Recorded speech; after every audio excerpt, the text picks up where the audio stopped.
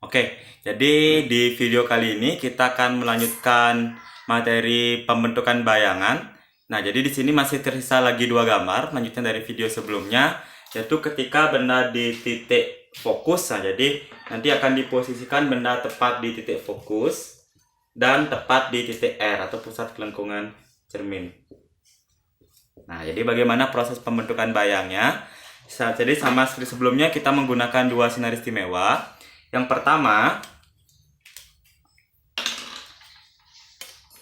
pertama sinar datang sejajar sumbu utama.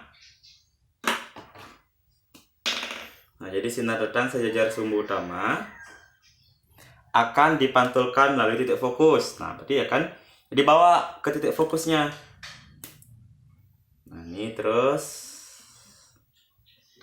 Oke. Nah, yang kedua, boleh kita menggunakan sinar istimewa yang kedua ataupun yang ketiga. Tapi sini saya ambil yang ketiga. Jadi sinar datang yang melalui pusat kelengkungan cermin. Nah, berarti dari sini.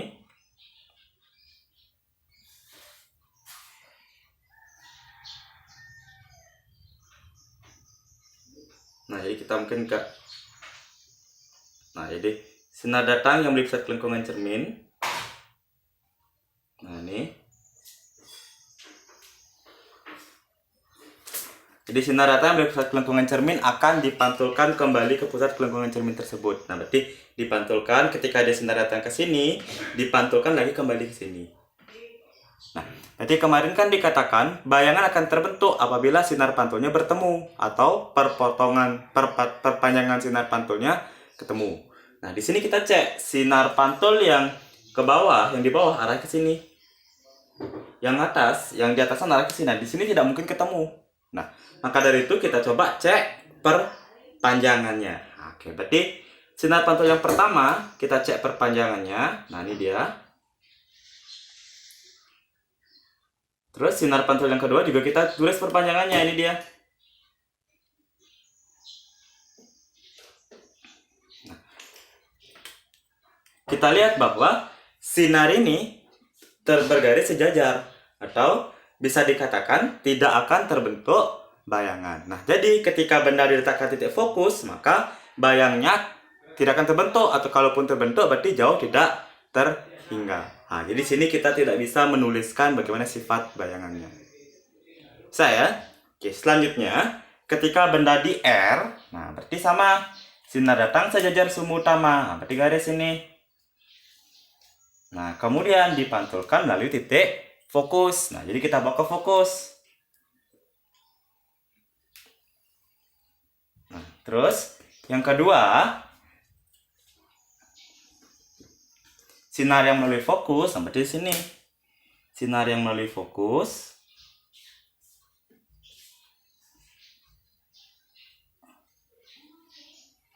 Nah, jadi sinar yang melalui fokus kemudian dipantulkan sejajar sumbu utama. Jadi kita cek sini.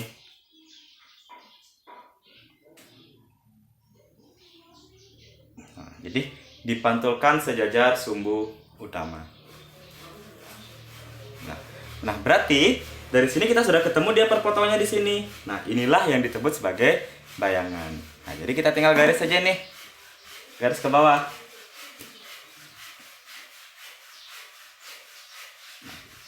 Inilah yang disebut sebagai bayangan. Nah, bagaimana sifatnya? Bayangan ini letaknya di depan cermin. Nah, berarti kalau depan cermin, berarti sifatnya adalah nyata. Nah, pasangannya gimana? Nyata pasangnya dengan terbalik. Dari mana kita tahu terbalik? Ini benda kepalanya ke atas, ini bayangan kepalanya di bawah. Nah, berarti terbalik. Nah, tentukan posisinya. Ini panjangnya segini, ini juga panjangnya segini. Nah, berarti karena dia panjangnya sama, berarti kita tulis ya sama besar.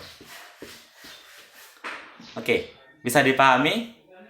Nah, jadi beginilah bayangan yang akan terbentuk kepada cermin cekung. Nah, jadi kalau cermin cekung, posisi bayangan itu sifat bayangan berbeda-beda tergantung di mana posisi benda. Sementara kalau dia cermin cembung, nah kalau cermin cembung dia cuma punya satu sifat, yaitu sifat cermin cembung maya, tegak, dan diperkecil. kecil. Sementara cermin datar juga punya satu sifat, yaitu maya, tegak, sama besar.